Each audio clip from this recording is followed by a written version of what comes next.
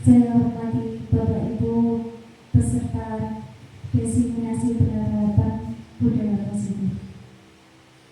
Salawat serta salam tetap terlimpahkan kepada Baginda Muhammad SAW yang telah memberikan kita jalan kebenaran menuju jalan yang benar, yakni agama Islam. Saya di sini sebagai pembawa acara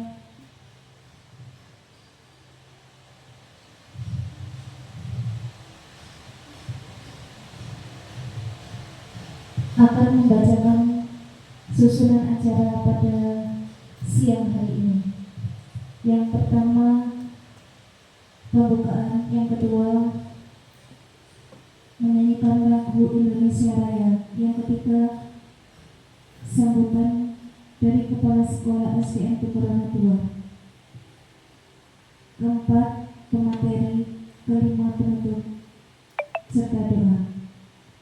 Agar acara berlangsung dengan lancar dan juga bermanfaat bagi kita semua, marilah bersama-sama kita memulai acara ini dengan membaca basmalah bersama-sama. Bismillahirrahmanirrahim. Acara selanjutnya menyanyikan lagu Indonesia.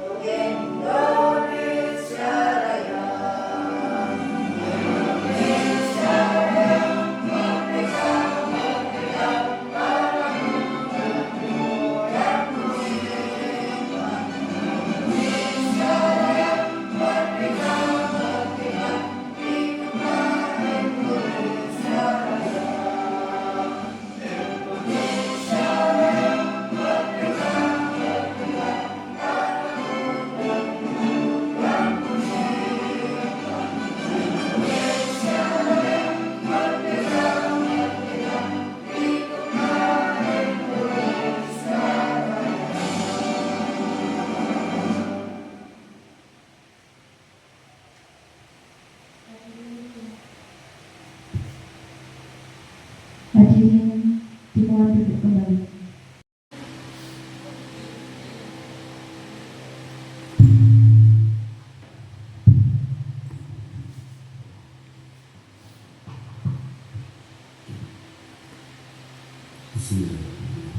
Assalamualaikum warahmatullahi wabarakatuh.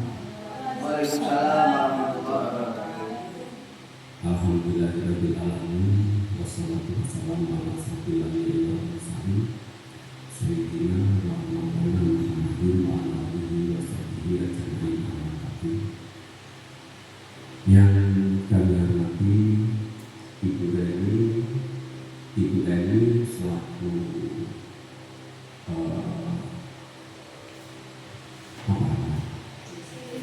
CGD selaku CGD yang nantinya akan memberikan sosialisasi berkaitan dengan budaya positif.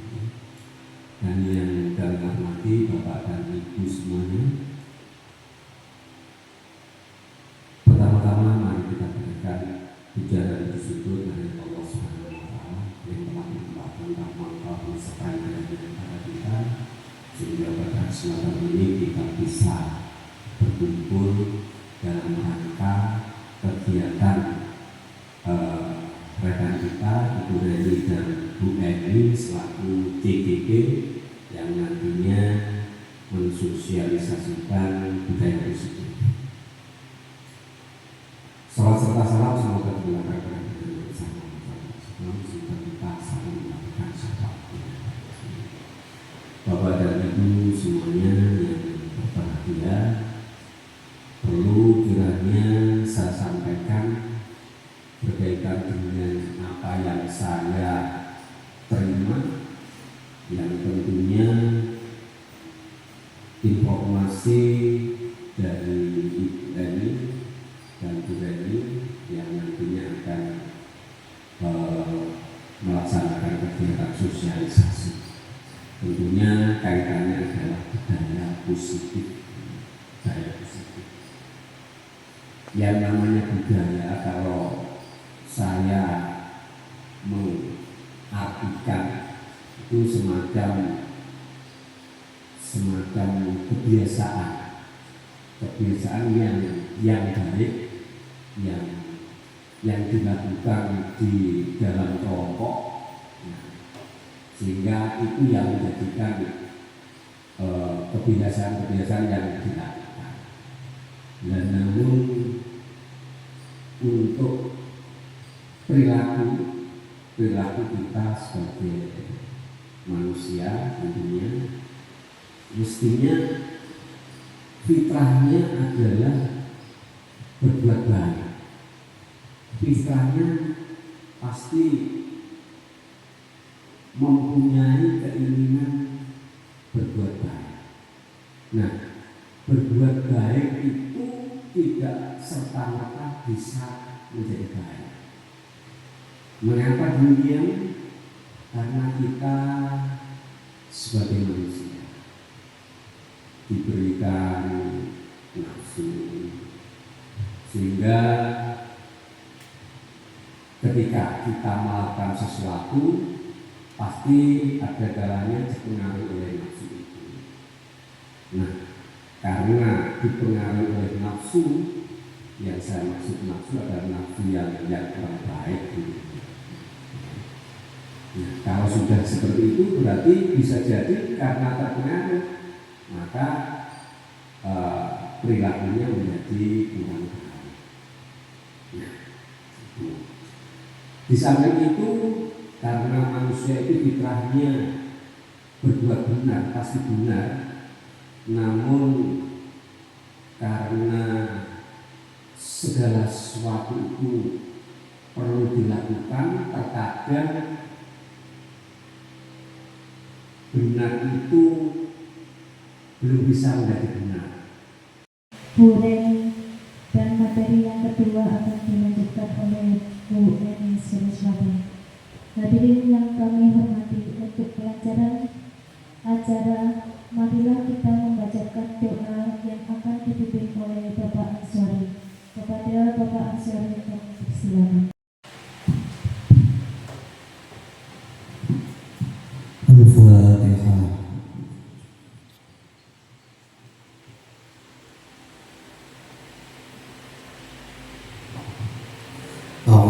Bismillahirrahmanirrahim. Alhamdulillahirrahmanirrahim. Hamdan na'imin, hamdan syakirin, hamdan yafi'in ma'awakafin nasidah. Ya Rabbana lakal hamdu kama yanbaghi li jalali karim azim sultanik.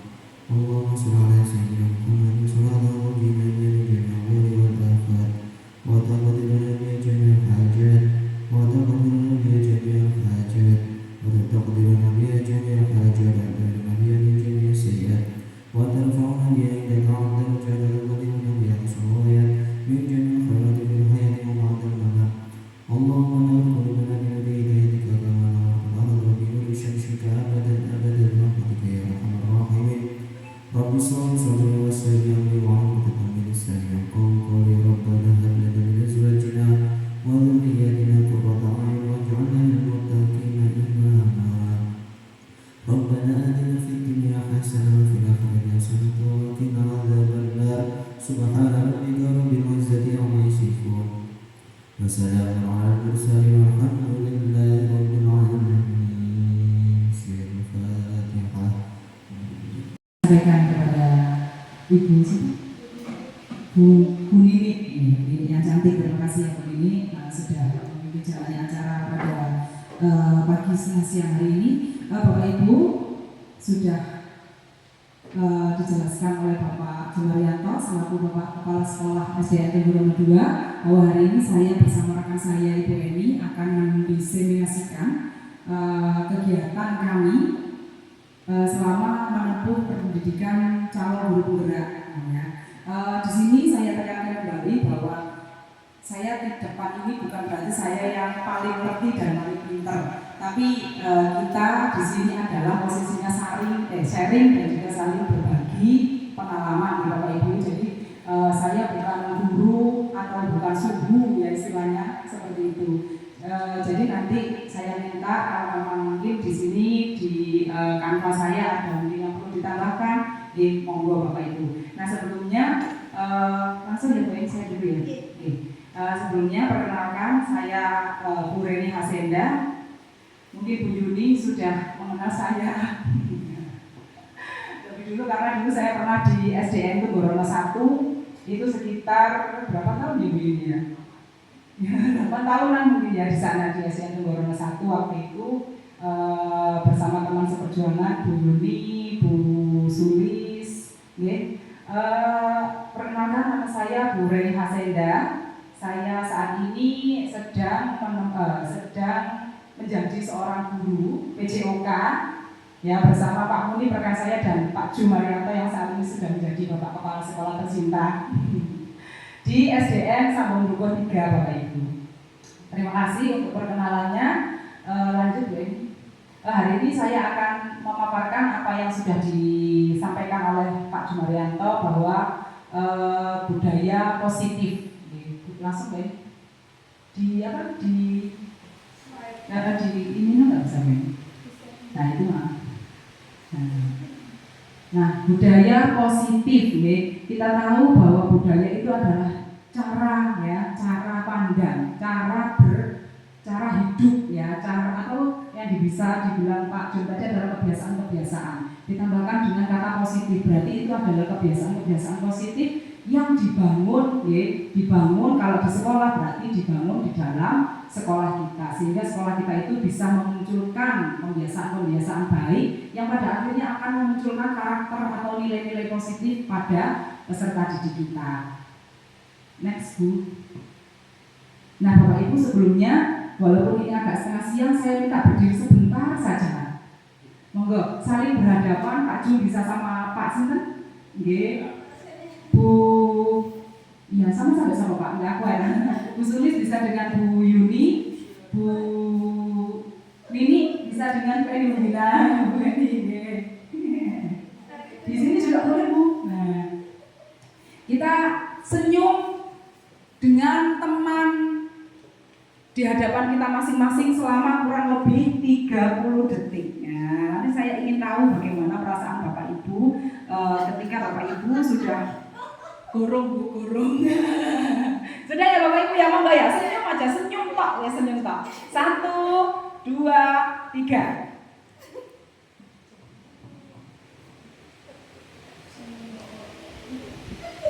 Ada yang senyum giginya, ada yang kelihatan, ada yang ditahan ya. Monggo diloskan saja Bapak Ibu. Itu adalah salah satu bentuk kepercayaan kok dengan teman Anda semua ini ya. Oh iya, Pak Mana bisa sama Pak? Nggih monggo. Nah, tatap mata saya. Coba medeni Pak Mana. Saya mata itu medeni Pak Mana. Oke, 5 detik lagi. Oke, cukup. Terima kasih Bapak Ibu, boleh duduk kembali. Kita tepuk tangan. Apa? Gimana perasaannya Pak teman-teman? Lucu. Lucunya gimana Pak? Ceritakan saja. Dan ketawa terus. Ya, mungkin itu adalah salah satu bentuk kepercayaan kita. Kalau kita sudah percaya dengan teman atau rekan kita, itu insya Allah budaya positif yang akan kita bangun. Nah, itu akan bisa menciptakan sebuah kolaborasi yang sangat indah Bapak Ibu. Ya. Tapi kalau misalnya kita dengan teman kelompok, Pak ini tukang ngatur, Pak ini wes omongannya bawanter, bureni, ngaprei misalnya ya Bapak Ibu ya. Itu dari kita sendiri saja tidak ada teladan, apalagi kita mau menciptakan budaya positif ya. Budaya positif seperti apa kalau gurunya atau kita itu seperti itu ya Bapak Ibu ya. Next, sebelum kita masuk ke materi intinya, saya ingin ada kesepakatan di forum kita kali ini, Bapak Ibu. Tadi saya sudah menulis sedikit saja, menghargai siapapun. Jadi nanti kalau ada yang misalnya berpendapat, mari kita sama-sama saling menghargai. Jadi tidak perlu ada yang merasa lebih tinggi ya atau suhu, karena saya yakin Bapak Ibu sebenarnya apalagi yang senior seperti Pak Jumes jelas wes kakang mulai ilmu-ilmu seperti ini. Hanya bahasanya saja yang mungkin dirubah Pak Jumes. Yang kedua adalah menjadi pendengar yang baik ketika ada teman yang berpendapat. Mungkin ada yang ditambahkan Bapak Ibu? Pak Ansori, sampun ngantuk Bapak. Pak Manap mungkin ada yang ditambahkan? Cukup? Oke, lanjut next. Ini Bapak Ibu, seorang guru yang baik ya, baik. Harus memiliki kemampuan dalam mewujudkan budaya positif di sekolah. Budaya positif itu yang cara hidup dan kebiasaan tadi ya. Budaya positif bisa dijalankan dengan menerapkan konsep-konsep. Nah, ini adalah inti dari budaya-budaya positif yang bisa kita terapkan nantinya ke peserta didik kita, Bapak Ibu. Yang pertama adalah disiplin ya, disiplin positif. Kemudian motivasi perilaku manusia. Kemudian keyakinan sekolah atau kelas, kebutuhan dasar manusia, posisi kontrol, restitusi dan juga segitiga restitusi. Untuk lebih jelasnya, next kita bahas bersama. Yang pertama adalah disiplin positif. Ini saya kasih gambar saya ya. Saya bingung kemarin saya nggak punya gambar yang cantik dan ayu, ya. Jadi wis pas saya olahraga ini kalau template mama, ya. Disiplin positif merupakan cara atau penerapan yang mengajarkan anak bertanggung jawab, Bapak Ibu. Jadi disiplin sendiri itu kan berasal dari kata disipliner ya ini ya. Jadi apa ya istilahnya itu, disiplin itu taat pada aturan-aturan yang sudah diyakini, ya, yang sudah diyakini dan siap bertanggung jawab dengan nilai-nilai yang sudah mereka yakini. Mengajarkan anak bertanggung jawab dan menumbuhkan kesadaran internal, kesadaran dari dirinya sendiri untuk melakukan disiplin. Jadi bukan karena paksaan, bukan karena hukuman, bukan karena konsistensi ya, konsistensi apa ya, hukuman, konsekuensi, bukan karena itu ya, tapi benar-benar si anak itu ingin menghargai dirinya sendiri ya, tanpa mengharapkan sesuatu imbalan atau mungkin pujian dan lain sebagainya, berdasarkan nilai-nilai kebajikan. Nilai-nilai kebajikan itu universal Bapak Ibu, ada yang kita kenal dengan profil pelajar Pancasila, oke? Next ini. Nah, disiplin positif lebih ke arah disiplin diri yang dapat mengontrol dirinya sendiri dalam melakukan segala tindakan. Sekarang saya minta tolong Pak Jum sama Pak Sinten, Pak Surya, oke, monggo. Silakan Pak Jum berdiri sebentar saja.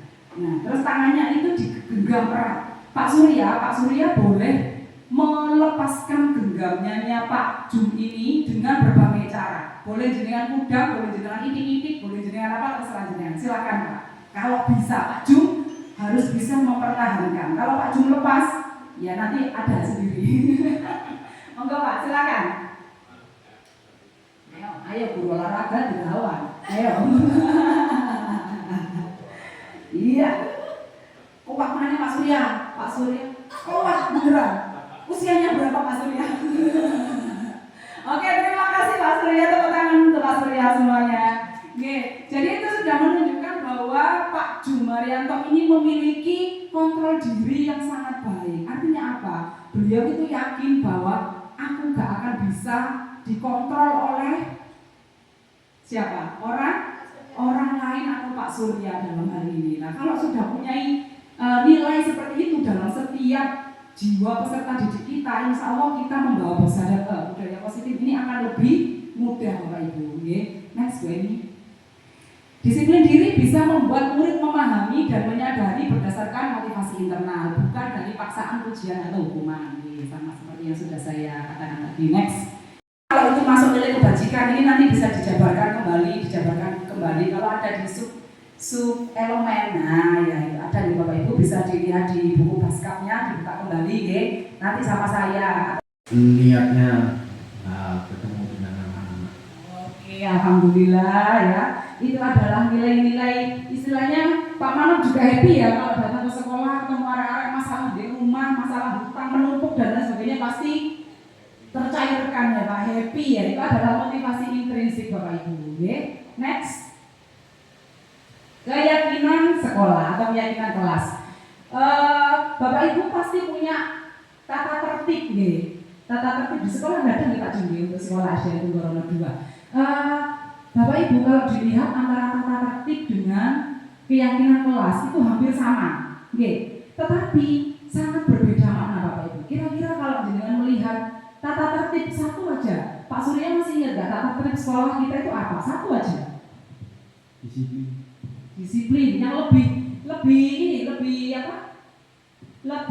apa ya Bu ini ya? Untuk pakaiannya atau mungkin rambutnya atau apa mungkin ada Pak Pansor ya.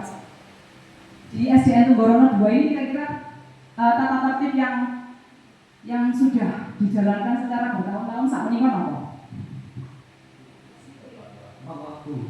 Datang tepat waktu mungkin ya. Alhamdulillah berarti wah Bu ini bisa datang tepat waktu barang ya keyakinan.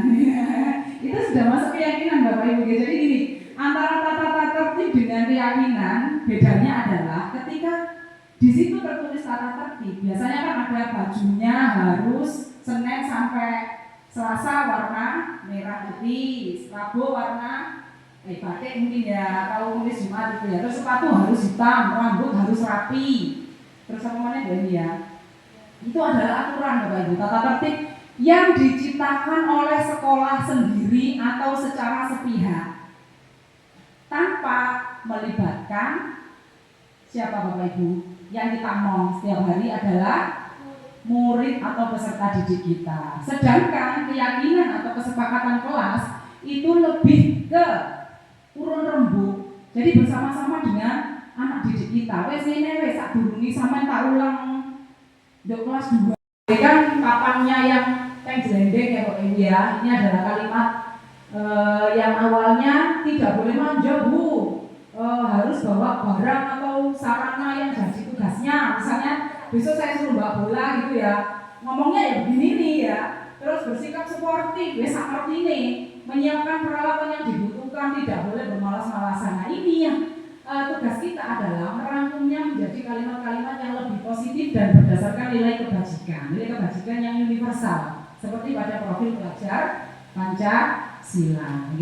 Next ya ini. Sedikit nggak ya Bu ini ya? Siap ini. Lanjut aja Bu ini. Nah sekarang kan kebutuhan dasar manusia. Ketika seseorang murid melakukan sesuatu perbuatan yang bertentangan dengan nilai kebajikan tadi ya, atau melanggar, itu sebenarnya dikarenakan mereka itu gagal memenuhi kebutuhan dasar. Nah apa saja sih kebutuhan dasar itu dari seorang murid? Yang pertama adalah bertahan hidup, survival ya. Kasih sayang dan rasa diterima. Oh ya, bertahan hidup itu contohnya makan, minum, apalagi ya di rumah, itu adalah kebutuhan dasar, pakaian untuk bertahan hidup. Kasih sayang dan rasa diterima, ya makanya nggak jarang kadang ada anak yang muter, sebenarnya itu cari perhatian, penguasaan. Nah, ada teman yang seolah-olah konconnya salah titik ditonyo. Nah, sebenarnya dia itu menunjukkan powernya, ya. Kemudian kebutuhan akan kebebasan, ya, bebas. Jadi tidak salah ketika kelas 1, guru kelas 1 ya ngeluh ada di guru anak-anak kelas 1 karena mereka masih butuh berekspresi ketika lulus dari TK, ya. Kadang jadi liter, melayu-melayu, itu adalah kebutuhan dasar anak untuk kebebasan. Yang terakhir adalah kesenangan, ini sudah bersifat umum. Next. Sekarang saya ingin, sudah paham nih Bapak Ibu, 5 kebutuhan dasar ya, ada kebutuhan bertahan hidup, kasih sayang, kesenangan, kekuasaan, dan kebebasan. Bu Yuni, saya jenenge Bu Yuni soalnya. Sementara Bu Yuni makanya Bu Yuni ya kita mau. Ibu Yuni, guru wali kelas 5, sedang bingung menghadapi ulah salah satu murid di kelasnya. Namanya Tommy. Beberapa anak itu wis madul. Bu Tommy kok mesti kok bakal makan siangku, gak ngomong bisa, langsung diserobot aja kadang-kadang Bu gitu ya. Nah, jika Bapak Ibu menghadapi situasi seperti Bu Yuni, kira-kira apa yang akan Anda lakukan dan kebutuhan dasar apa sih kira-kira yang dibutuhkan oleh si Tommy berdasarkan 5 kebutuhan tadi? Dikembalikan. Coba Pak, boleh diindikan. Kira-kira menurut Pak Manap ya, kebutuhan yang mana yang dibutuhkan oleh si Tommy itu sebenarnya? Sebenarnya dibutuhkan yang ini, yang poin 123, yang terakhir. Yang terakhir, berarti kesenangan ya. Nah, kira-kira kenapa Pak Mana kok bisa melihat si Tommy dari sudut kebutuhan dasar kesenangan? Karena si Tommy ini kan suka dan senang membuli temannya, juga senang mengambil barang temannya. Terpaksa ya Pak. Dengan ekspresi mungkin dengan kekuatannya dia, sehingga dia senang membuli temannya. Oke, terima kasih Pak Mulia. Betul sekali apa yang dikatakan Pak Mulia. Mungkin dari sudut pandang yang berbeda, yang namanya Ibu Yuli beneran coba deh. Kira-kira Tommy apa sih? Butuhan dasar Tommy tak jadi ngopo sih? Kok senengane jumpu ibu kali kanca-kancane? Penguasaan ya, kok bisa Bu Yuli dengan berpikiran bahwa kebutuhan dasar Tommy adalah penguasaan?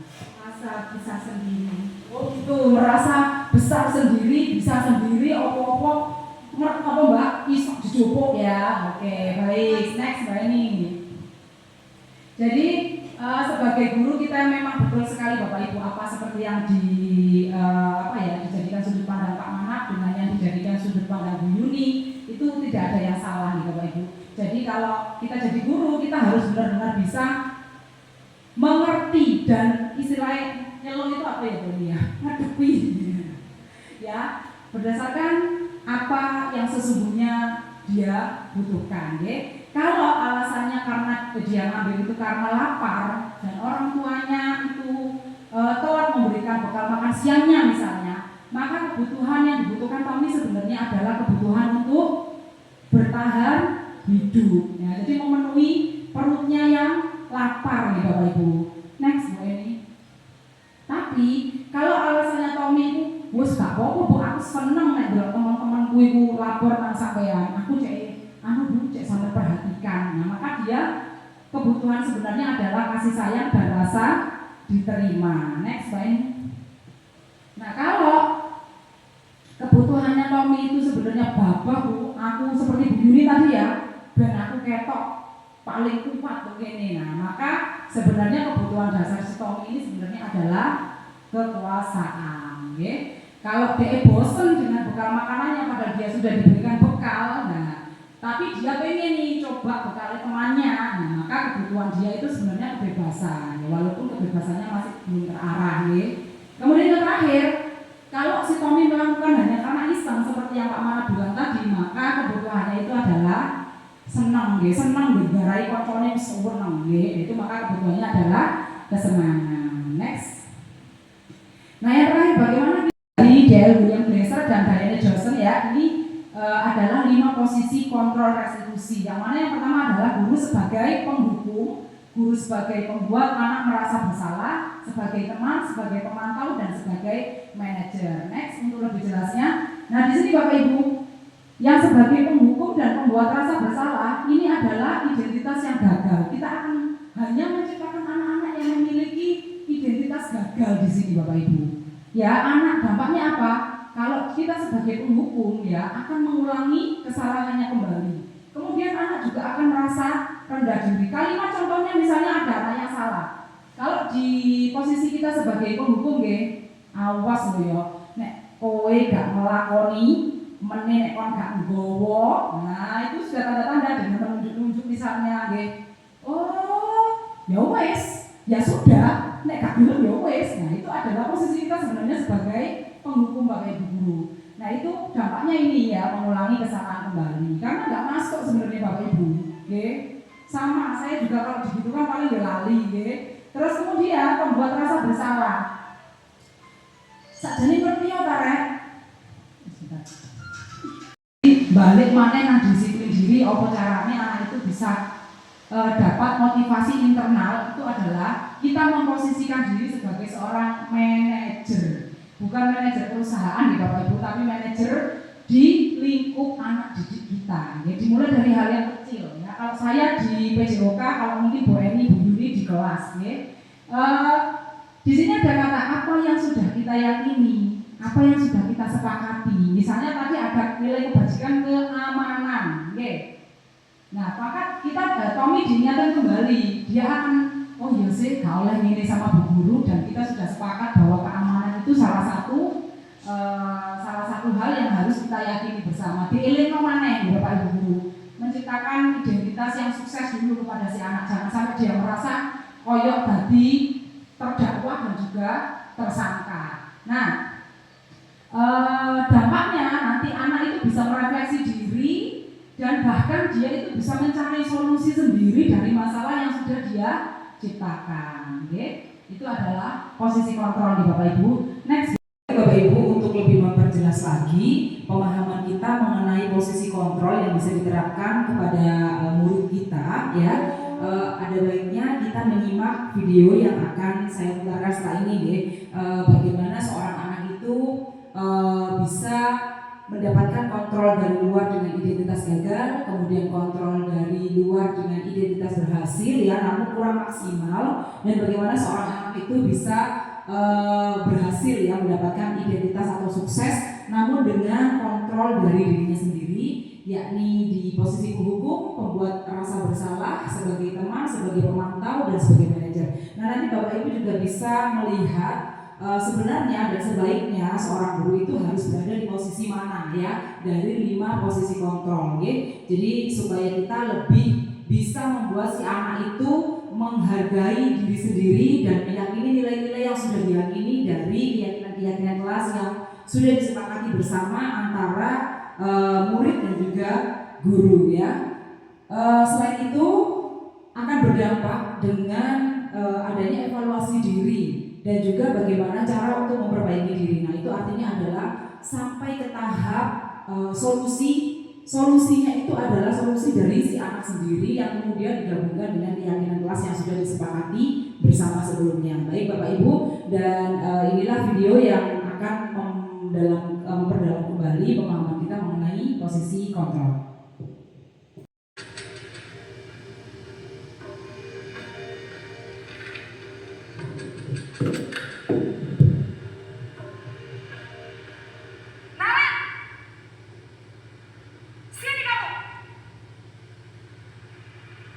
Selamat pagi, Bu. Selalu terlambat. Kamu deh, pasti terlambat. Maaf, Bu. Saya Apa? Apa coba? Alasan kamu apa lagi? Kapan sih kamu tidak terlambat? Malas sekali ya kamu jadi anak. saya Dasar pemalas. Gak kapok-kapok sih kamu. Sudah berapa kali terlambat?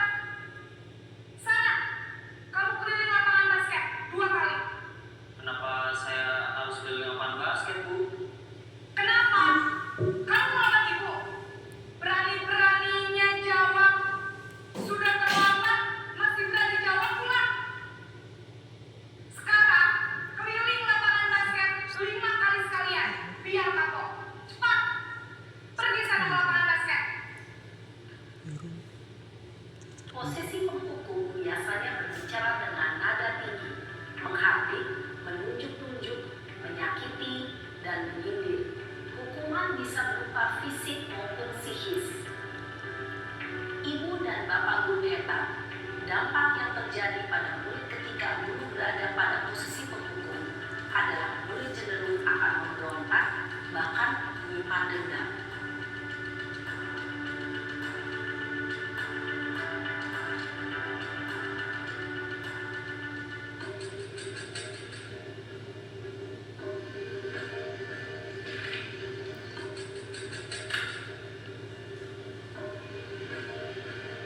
Naren!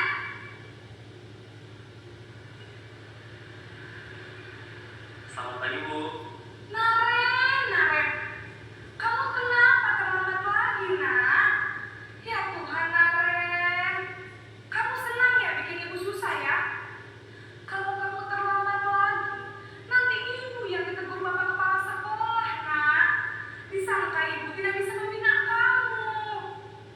Duh, gimana ini? Maaf, Bu. Duh, Gusti Naren. Kamu suka ya kalau ibu ditegur bapak kepala sekolah? Terus, sekarang ibu harus tulis apa yang di buku absen? Ini kamu sudah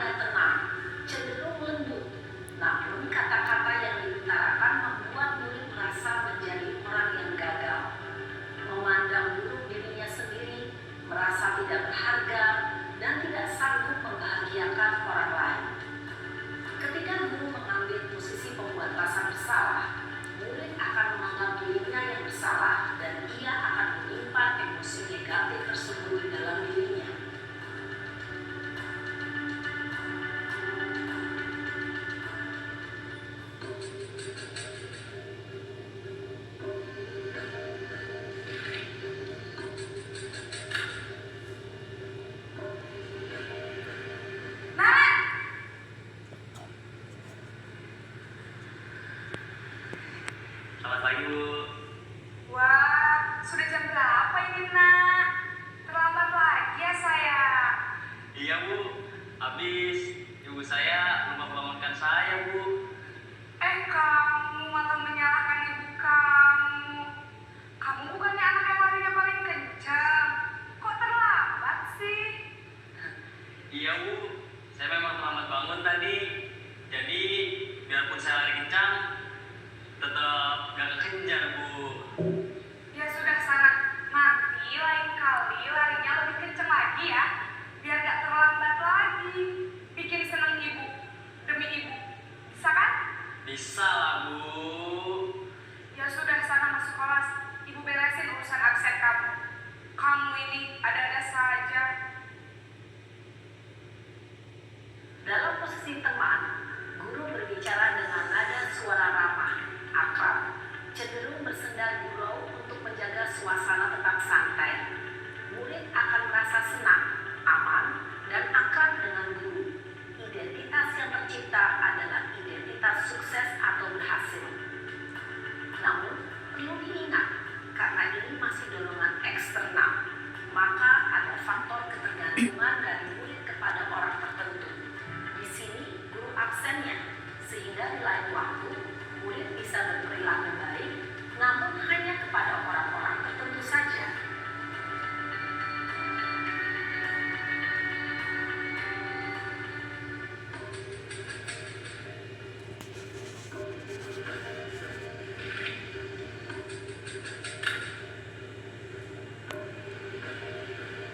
Nah,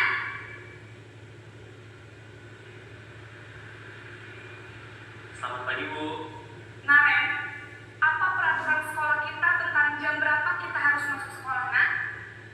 Kita harus di sekolah jam 7, Bu. Iya betul, sekarang sudah jam 7.20. Naren sudah tahu konsekuensinya jika terlambat hadir. Paham, Bu. Saya harus tinggal kelas pas jam istirahat selama 20 menit. Iya benar, konsekuensinya demikian. Jadi nanti jam 9.30 pas istirahat, kamu harus tinggal di kelas, kerjakan tugas tambahan untuk ketertinggalan kamu, ya? Baik, Bu. Posisi pemantau mengandalkan penghitungan atau data untuk mengontrol murid. Guru mengarahkan murid berdasarkan peraturan dan konsekuensi. Seorang pemantau menunjukkan bahasa tubuh dan ekspresi wajah yang datar dan cenderung formal.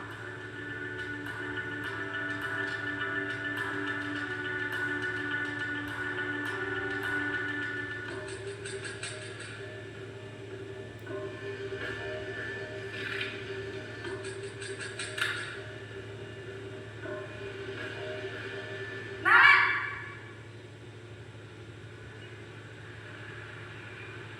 Selamat pagi, Bu. Selamat pagi, Naren. Maaf, Bu. Saya terlambat. Iya, sekolah masuknya jam 7, sekarang sudah jam 7.20. Jadi sekarang bagaimana nih, Naren? Maaf, Bu. Saya lupa setel alarm saya semalam.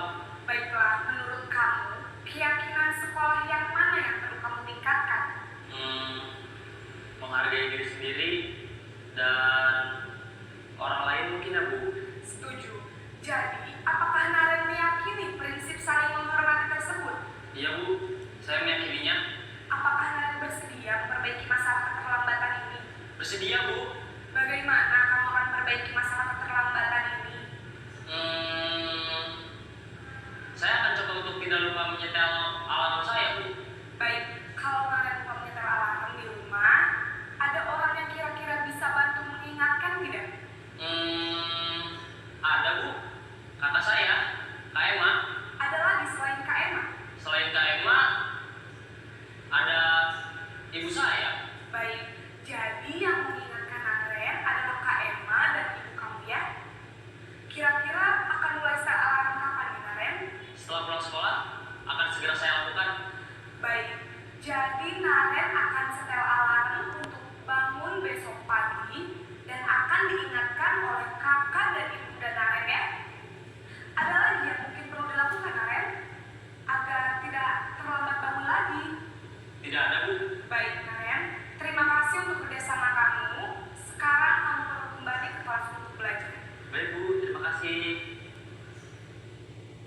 Posisi manajer adalah posisi kontrol yang disarankan untuk membimbing murid memiliki sikap disiplin yang positif, yaitu murid yang mandiri, bertanggung jawab, dan dapat memecahkan masalah.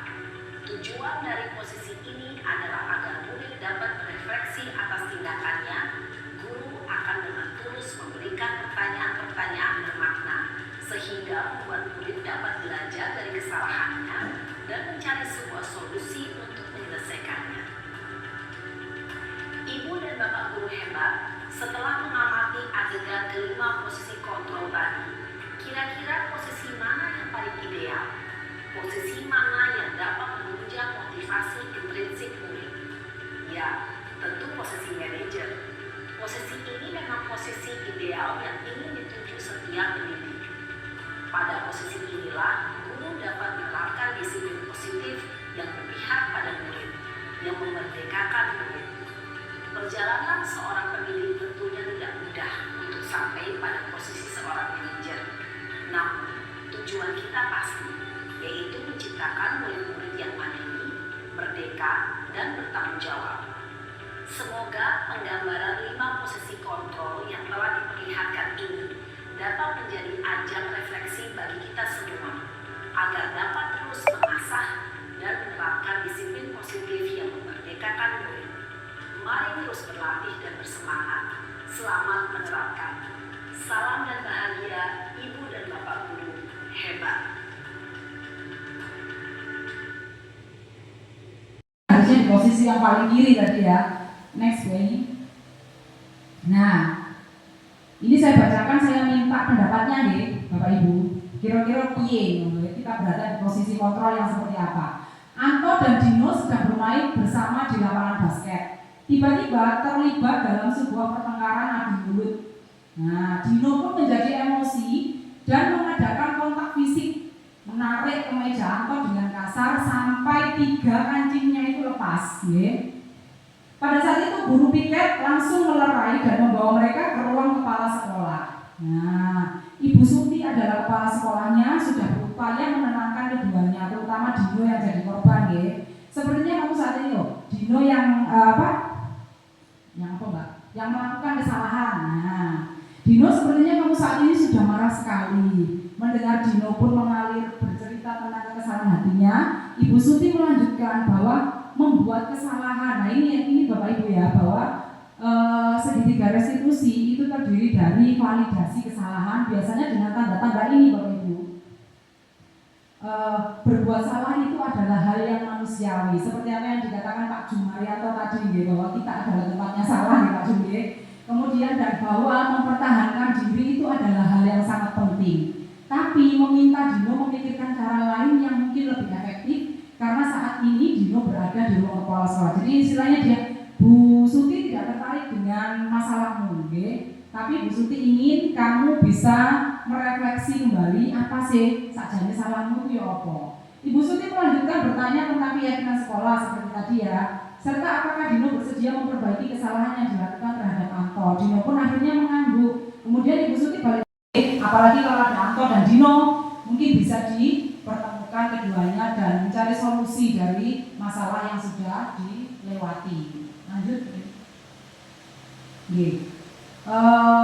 Nah, ini adalah segitiga restitusi. Next.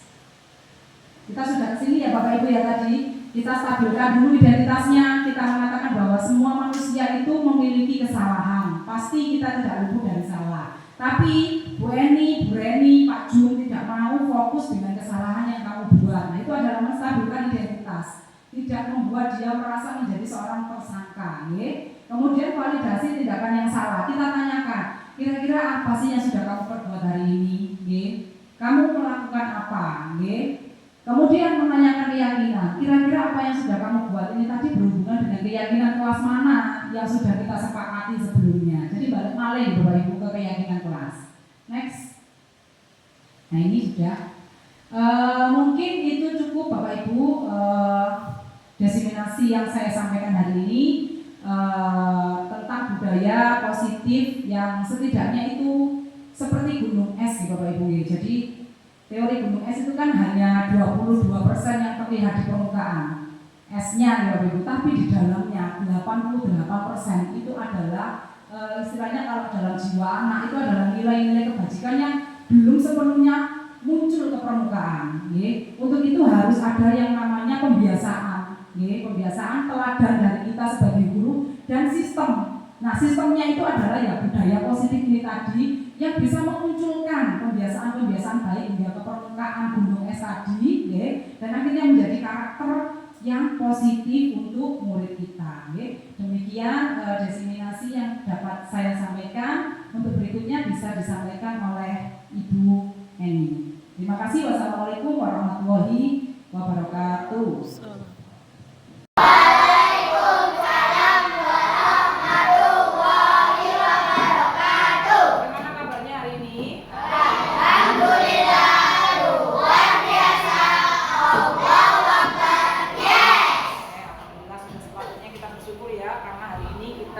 Diberikan oleh Tuhan Allah Subhanahu wa taala kesehatan. Kalau sampai kita sakit, kita tidak akan bisa duduk di sini, ya. Bayangkan kalau kamu di rumah tidur kena telur berobat, ya, nggak enak rasanya, ya. Walaupun di rumah nggak ngapa-ngapain, tidak bergerak, tapi enak apa enggak? Nah, makanya kita harus selalu bersyukur bahwa Tuhan itu memberikan kita nikmat berupa kesehatan. Baik anak-anak, hari ini adalah pembelajaran PJOK, namun Bu Reni ingin kita ya sebelum melaksanakan pembelajaran PJOK seterusnya nanti kita memiliki sebuah disiplin, sebuah disiplin yang baik untuk kita sepakati bersama. Apa saja sih hal-hal yang harus kita lakukan ketika pembelajaran PJOK nanti itu kita laksanakan dengan baik, ya. Jadi kita buat sebuah kesepakatan, Kesepakatan itu dibuat antara saya dan kalian supaya kita sama-sama enak, ya, sama-sama memiliki rasa tanggung jawab untuk bisa menjalankan apa yang sudah kita yakini bersama. Oke, kita bikin bersama, setuju? Oke, keyakinan kelas. Kalian tahu yang namanya aturan, ya? Tata tertib sekolah tahu? Nah, kalau tata tertib sekolah itu biasanya dibuat oleh sekolah untuk menertibkan kalian, tapi tidak pernah melibatkan kalian. Ya enggak? Kalian daftar ke SDN Sambung Buku 3 itu sudah punya aturan bahwa Sambung itu bajunya hari Senin sampai hari Selasa warnanya apa? Terus hari Rabu Kamis warnanya apa? Itu aturan, ya. Kan kalian tidak bisa buis, aku nggak mau, aku pokoknya Senin aku kudu gaya warna coklat, misalnya pramuka, misalnya nggak bisa, ya. Nah, itu adalah aturan. Tapi kalau kesepakatan kita, keyakinan kelas kita itu adalah sebuah tanggung jawab yang nantinya akan kita lakukan bersama-sama berdasarkan nilai-nilai yang sudah kita yakini bersama. Jelas, Oke. Sekarang kira-kira keyakinan kelas seperti apa yang bisa melancarkan kegiatan pembelajaran kita di PJOK? Ada saran kira-kira? Nah, keyakinan kita pada saat PJOK kita harus ngapain? Gimana Mas Kevin? Sebentar. Tidak boleh manja, ya. Tidak boleh manja. Apalagi? Kira-kira ketika PJOK apa saja ya yang harus kita lakukan? Ya, disiplin. Disiplin itu disiplinnya seperti apa misalnya?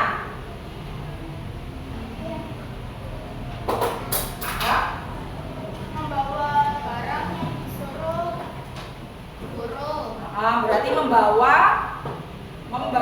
barang yang disuruh guru, ya. Membawa barang-barang atau sarana, ya, yang disuruh oleh guru atau sebagai tugas, ya. Ada lagi ketika PJOK?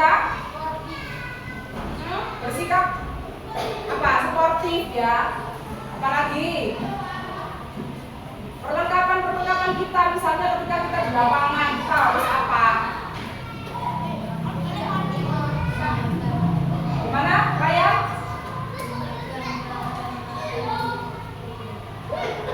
Oh ya, berarti bersama menyiapkan peralatan, ya.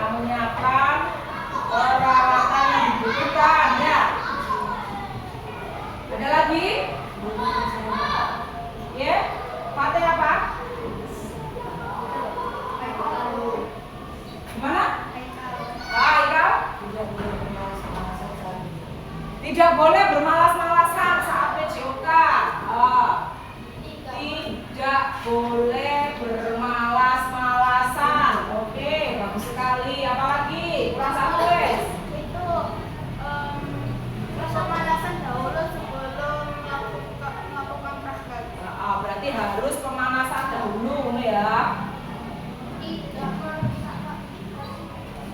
Apalagi Afi? Siapa? Oke, Vin. Ya, berarti sama-sama saling ini ya menjaga tadi ya. Baik, dari keyakinan kelas ini, apakah kalian semua sudah sepakat? Sepakat. Saya ingin suaranya terdengar ya, tidaknya sepakat. Oh ya, sama dengan aturan ya, hanya dari satu pihak. Coba kalian lihat, kalian cermati, tidak boleh manja, membawa barang, bersikap sportif, menyiapkan peralatan yang dibutuhkan, tidak boleh bermalas-malasan dan harus pemanasan. Ini keyakinan dari kita bersama. Kira-kira ada yang perlu dihapus atau ditambahkan lagi? Sudah, berarti coba dicermati, bisa nggak kira-kira nanti kita menjalankan ini? Bisa ya? Nah kalau bisa, ini masih menjadi mentahnya. Coba kita rubah keyakinan kelas kita ini menjadi lebih bermakna positif. Jadi misalnya, tidak boleh membuang sampah sembarangan. Nah, kalimat positifnya gimana? Tidak boleh itu kan kayak gini ya, kayak gak oleh. Tapi supaya itu menjadi kata-kata yang lebih positif untuk kita, jadi gimana? Iya, buanglah sampah pada tempatnya. Misalnya, tidak boleh menaruh sepatu sembarangan. Kalimat positifnya gimana? Iya, pintar. Rapikan sepatumu di rak sepatu. Bisa dimengerti ya? Sekarang coba kita ubah kalimat tidak boleh ini menjadi kalimat yang lebih positif. Yang pertama, tidak boleh manja. Kira-kira apa, Rek? Bro, jangan lagi, ayo. Tidak boleh kan sama dengan jangan. Tadi tidak boleh buang sampah. Jadinya kan buanglah sampah pada tempatnya. Kalau tidak boleh manja apa? Kira-kira kalimat positifnya. Oh, jangan lagi. Pintar. Mandiri, Reza. Mandiri. Bukan mandi sendiri loh ya, tapi bisa melakukan segalanya itu kalau bisa dilakukan sendiri. Jangan titik-titik, Bu. Aku gak iso ya, Bu. Belum dicoba tapi sudah ngomong gak bisa. Bu, aku gak iso softball, Bu. Aku gak iso kasti, Bu. Aku gak iso voli, Bu.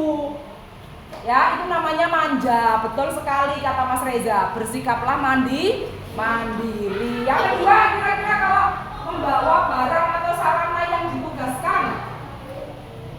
Nah, yang menjadi tugas ini sama dengan kalau guru kelas ngasih PR ya. Kira-kira kalimat positifnya gimana ya?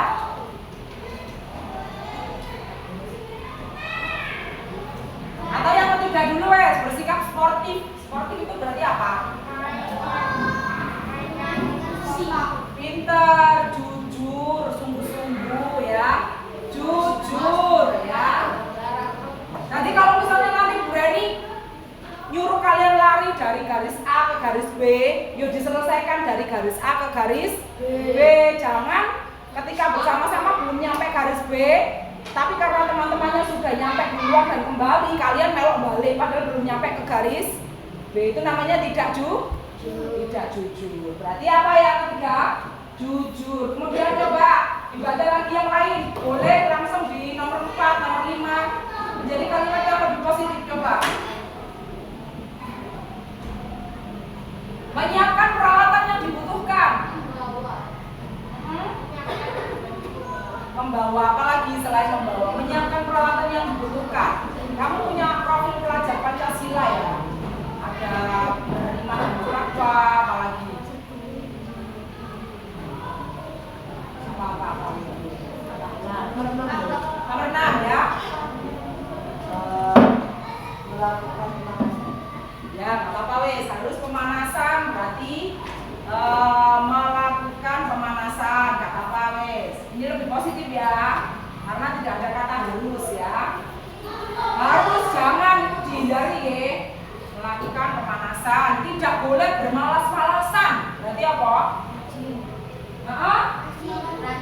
Selain rajin, semangat. Pintar. Nah, ini adalah kalimat-kalimat positif. Kemudian apa lagi? Menyiapkan peralatan yang dibutuhkan. Gimana? Mandiri sudah. Ini membawa barang atau sarana yang menjadi tugas. Berarti piye? Yang tadi, yang hubungan kata kayak semangat ada tadi. Pintar, rajin itu berarti mengerti dengan tugasnya. Yang terakhir yang nomor 4 ini apa ya kira-kira ya kata positifnya ya? Menyiapkan peralatan yang dibutuhkan. Hah? Menyiapkan. Menaati aturan yang sudah diberikan. Iya, jangan aturan lagi Mas Rafael. Apa ya? Menyiapkan alat yang dibutuhkan. Apa ya kira-kira ya? Kalimat positifnya ya. Ayo saling bertukar pendapat. Bu Reni juga bingung, ayo. Berarti membawa peralatan, menyiapkan alat olahraga gitu. Oh iya, disiplinnya gimana Mas Reza? Menurut Mas Reza? Oh ya, berarti sesuai piketnya ya, siapa waya sama sendiri ya, disiplin ya. Disiplin kelas. Nah, terima kasih. Ini adalah kalimat positif yang sudah kita benahi bersama dari keyakinan kelas yang sudah kita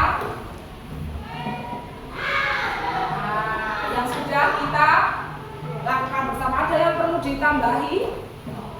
Mungkin ingat dari profil pelajar Pancasila kita, beriman dan bertakwa, kemudian bernalar kritis, kolaborasi itu bekerja sama ya. Oh iya, berarti menyiapkan peralatan ini bisa masuk ke kolaborasi ya. Kan bersama-sama menyiapkan alatnya ya. Ya wes. Bekerja sama ya. Kalau disiplin kan lebih kayak datang tepat waktu kayak gitu ya. Bekerja sama. Nah. Kita sudah dapat keyakinan kelas kita. Kira-kira ada yang perlu ditambahkan atau dikurangi, Bu? Gak usah semangat, Bu, gak usah jujur, Bu, curang aja misalnya ada. Nah ya, coba dibaca bersama-sama dari kalimat positif. Kita yang pertama adalah yang kedua, yang ketiga, yang keempat, yang kelima, yang keenam, pintar sekali. Nah, dari keyakinan kelas inilah selanjutnya kita itu akan belajar untuk melakukan PJOK dengan lebih gendring. Gendring itu istilahnya apa ya? Lancar ya. Kalau misalnya ada anak yang curang, kita tinggal mengingatkan, ingat keyakinan kelas kita bahwa kita harus jujur. Kalau ada anak yang belum menyiapkan peralatan misalnya, apa yang harus kita lakukan? Oh gitu. Ayo, apa yang harus kita lakukan dari keyakinan kelas kita? Bekerja sama, pintar. Kalau ada yang belum waktunya duduk tapi harus duduk, capek aku. Apa keyakinan kelas kita?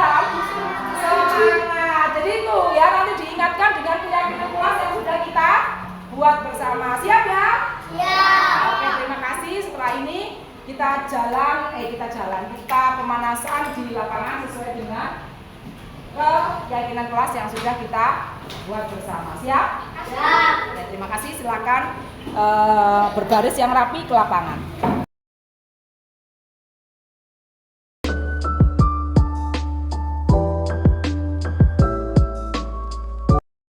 Hai Ubed. Halo. Apa kabar? Hai. Ubed, kira-kira Ubed tahu nggak kenapa sih Ubed itu dipanggil Bu Reni ke sini? Tahu. Kenapa kira-kira? Saya marah-marah. Marah-marah, iya. Marah-marah sama teman-teman. Iya. Kira-kira kenapa sih Ubed itu dimarahin sama teman-teman Karena tidak memakai sepatu. tidak memakai sepatu saat pembelajaran PJOK kita tadi ya? Iya. Oke, nah menurut Ubed saat kita belajar PJOK tuh harusnya seperti apa? Seharusnya memakai sepatu Mm-mm. karena latar kita bukan tanah sama rumput. Latar kita adalah paving. Oh iya. Jadi berbahaya. Oh berbahaya, alhamdulillah berarti Ubed tahu ya. Nah Mas Ubed, melakukan kesalahan itu nggak apa-apa. Melakukan kesalahan itu adalah sesuatu yang wajar, yang normal ya. Bu Reni juga pernah marah ya, tetapi Bu Reni saat ini tuh nggak tertarik. Kenapa sih Ubed itu marah-marah sama teman-teman? Bu Reni nggak tertarik sama sekali ya. Gimana kalau kita sama-sama cari solusinya? Iya. Mau ya? Mau. Nah, Ubed tahu kan kenapa Ubed itu tidak pernah memakai sepatu? Pasti Ubed itu punya alasan. Coba ceritakan sama Bu Reni. Karena kalau pakai sepatu itu lama. Lama, Iya. terus? Terus itu apa itu tali harus ditali. Oh, karena Jadi, memang sepatunya Ubed itu bertali, Iya. jadi memang agak kesuwen ya, terlalu lama. Oke, memang gini Ubed, pakai tidak memakai sepatu seperti yang dibilang Ubed itu memang enak, nggih. Bu Reni juga seneng gak gawe sepatu, ya. Tapi ya demi keselamatan. pinter, demi keselamatan, karena Ubed dia tahu lapangan kita itu paving kan, jadi memang rawan dengan bahaya. Kalau di lapangan rumput itu jatuh nggak masalah, tapi kalau di paving misalnya ada jatuhnya, apa yang terjadi kira-kira? Itu menyebabkan kaki sulit atau sakit. Sakit, ya pintar sekali. Nah kalau sudah tahu seperti itu, kira-kira ada tidak solusi yang bisa Ubed lakukan supaya Ubed itu bisa tetap berolahraga dengan nyaman? Bisa memakai sepatu yang Kretekan, ya. Tidak harus membeli baru. Nanti mungkin Ubed itu bisa bisa memakai tali sepatu, tetap memakai tali sepatu itu, tapi talinya lebih dikencengin lagi ya supaya tidak mengganggu pergerakannya Ubed ketika berolahraga. Nah, kira-kira kapan Ubed bisa melakukannya? Besok. Besok ketika pelajaran PJOK lagi ya. Ya. Nah, Ubed masih ingat nggak di awal dulu kita kan sudah pernah bikin sebuah keyakinan kelas. Nah, yang kesepakatan kelas khususnya kelas PJOK. Apa saja kira-kira yang Ubed ingat? Harus memakai sepatu saat kelas PJOK, menjaga kedisiplinan, membawa air minum. Pinter, alhamdulillah masih ingat ya. Kira-kira kalau sudah Ubed masih ingat, keyakinan kelas apa ya yang berkaitan dengan Ubed tidak mau memakai sepatu saat PJOK tadi? Yang mana kira-kira yang ada hubungannya, keyakinan kelas yang ada hubungannya sama Ubed? Yang memakai sepatu. Yang memakai sepatu ya pada saat pembelajaran PJOK nggih. Oke, jadi selanjutnya itu kalau sudah seperti itu Ubed ingin jadi murid yang seperti apa sih? Jadi murid yang pintar dan sukses, amin. Oke, sekarang kita sudah dapat solusinya ya berarti ya. Bu Reni yakin bahwa Ubed kedepannya itu akan bisa melakukannya dengan lebih baik lagi ya. Dan pastinya setelah ini Ubed pasti menjalankan ya keyakinan kelas kita, yakni memakai sepatu saat kelas PJOK. Baik, terima kasih Ubed sudah mau berbagi dengan Bu Reni hari ini dan mencari solusi bersama-sama ya. Oke, tos dulu. Oke, sekarang Ubed boleh bergabung dengan teman-teman untuk bermain bola. Terima kasih Ubed.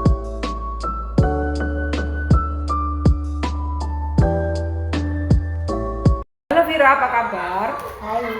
Baik, Vira, Bu Reni ingin berbincang-bincang sebentar mengenai laporan yang diterima oleh Bu Reni ya bahwa Mbak Vira sedang ada masalah sedikit ya. Oke, kira-kira Mbak Vira sendiri sadar nggak sih kenapa Mbak Vira dipanggil sama Bu Reni hari ini? Kira-kira apa? Ada kesalahan. Baik. Menurut Vira, saat kita membeli sesuatu itu kita harus apa? Harus membayar dulu. Harus membayar dulu ya. Kalau Vira mau jajan di Bu Ana, berarti Vira itu harus menukarkan uangnya supaya dapat jajan ya. Oke, bagus. Baik, sesuai yang sudah laporan yang Bu Reni terima. mungkin menurut orang lain itu adalah suatu kesalahan. Tapi tidak apa-apa Mbak Fira, manusia itu tempatnya salah ya. Sama juga dengan Bu Reni. Bu Reni itu meskipun sudah jadi guru juga masih sering melakukan kesalahan ya. Tapi Bu Reni nggak mau fokus sama kesalahan-kesalahan yang sudah terjadi. Tapi mari kita cari solusi bersama-sama supaya Mbak Fira menjadi lebih nyaman kembali untuk datang ke sekolah. Nah, Mbak Fira pasti punya alasan kok. Mengapa sih Mbak Fira itu sampai kemarin yang Bu Reni terima infonya adalah mengambil semangka ya di kebun belakang sekolah kita. Ya, kenapa Mbak Fira kira-kira? Ceritain sih sama Bu Reni. Kemarin habis pulang sekolah saya ke sawah.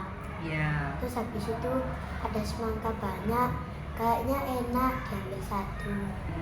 Terus habis itu kalau sudah mengambil satu terus pergi. Oh gitu. Jadi pas ngambil itunya enggak ada Pak Tani ya pasannya. Oke, Mbak Fira, kalau lihat kebun semangka sebesar seperti di belakang sekolah kita itu ya memang enak loh ya Mbak Fira. Apalagi kayak gini kan musim panen ya. Jadi kayak seger gitu ya. Tapi kan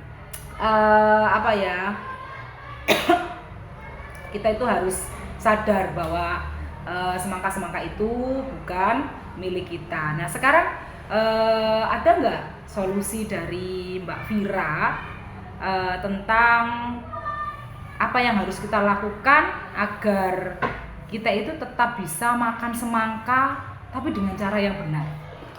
Membeli ke pasar. Berarti dengan cara membeli ya. Lalu apa ya kira-kira yang bisa Mbak Fira lakukan kepada Pak Tani yang memiliki sawah tersebut? Harus meminta maaf. Meminta maaf, oke. Kapan kira-kira Mbak Fira melakukan? Setelah pulang sekolah. Sepulang sekolah nanti ya langsung menemui Pak Tani yang punya semangka di belakang sekolah kita. Oke Mbak Fira masih ingat nggak di awal-awal dulu Bu Reni dan Bu Rayu sudah pernah menjelaskan bahwa kita itu kan punya keyakinan sekolah ya. Kira-kira keyakinan sekolah seperti apa yang masih diingat sama Mbak Fira? Jujur. Jujur, kemudian apa lagi? Sopan, santun. Sopan, kemudian apa lagi? Kalau berbuat salah? Harus minta maaf. Pintar sekali. Nah, kira-kira keyakinan kelas yang berkaitan dengan apa yang sudah pernah Mbak Fira lakukan tadi apa ya kira-kira? Minta maaf. Harus mengakui kesalahan, meminta maaf dan berbuat jujur. Jadi selanjutnya Mbak Fira itu ingin jadi murid yang seperti apa sih kira-kira? Jadi murid yang sopan santun, sopan santun, baik. Terus sudah. Oke, sopan santun, baik ya. Sopan santun adalah salah satunya mungkin kalau lihat sesuatu yang bukan punya kita harus meminta izin dulu ya. Walaupun Pak Taninya mungkin tidak merasa keberatan ya, tapi tetap menjadi tugas kita. Kalau kita sudah melakukan kesalahan berarti kita harus meminta maaf. Oke, terima kasih Mbak Fira sudah mau berbagi dengan Bu Reni ya, mencari solusi bersama. Mudah-mudahan setelah ini Mbak Fira bisa mengambil langkah-langkah yang lebih bijaksana lagi ya.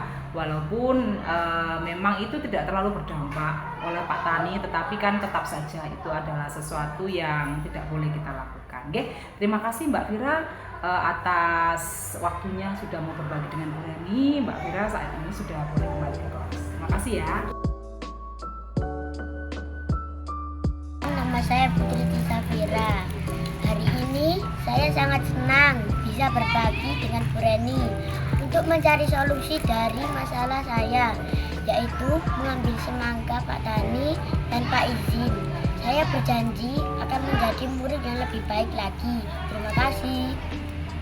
Kenalkan, nama saya Muhammad Saka Ubaidillah. Hari ini saya sangat senang bisa berbagi dengan Bu Reni untuk mencari solusi dari masalah saya, yaitu marah-marah saat diingatkan teman memakai sepatu. Saya berjanji akan menjadi murid yang lebih baik lagi. Terima kasih.